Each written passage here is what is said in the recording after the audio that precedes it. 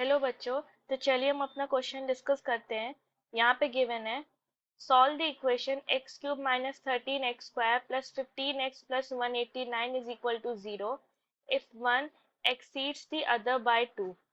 Option A है 7 9 -3, B है 2 -4 -4, 2 -5 -4, सी है 1 2 6 एंड डी है -1 -8 9।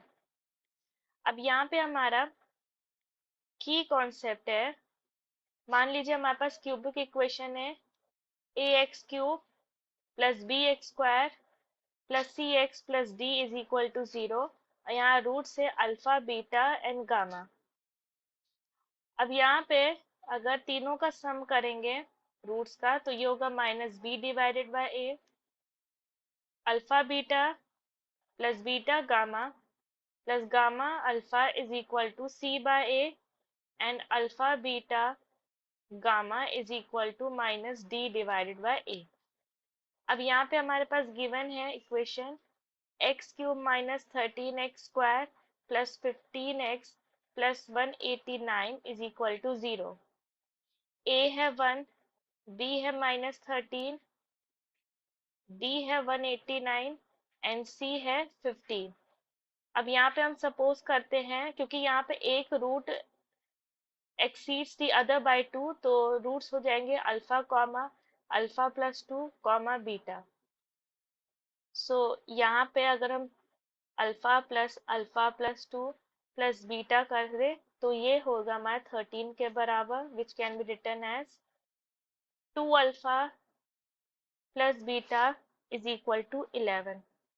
यहाँ से हम ले सकते हैं कि beta is equal to 11 minus 2 alpha. ये हमारा इक्वेशन नंबर 1 हुआ। अब दूसरा है alpha multiplied by alpha plus 2 plus alpha 2 multiplied by beta plus alpha beta is equal to, ये हो जाएगा 15 के बराबर।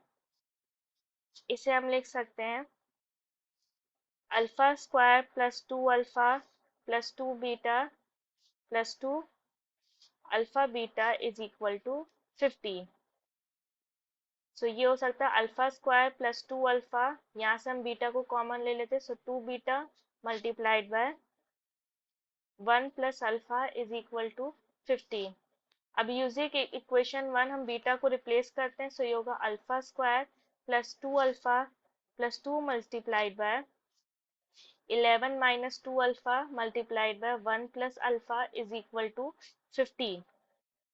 नाउ ये हो जाएगा alpha square plus 2 alpha plus 2 multiplied by, इसको एक्सपेंड करेंगे सो होगा 11 minus 2 alpha plus 11 alpha minus 2 alpha square is equal to 50।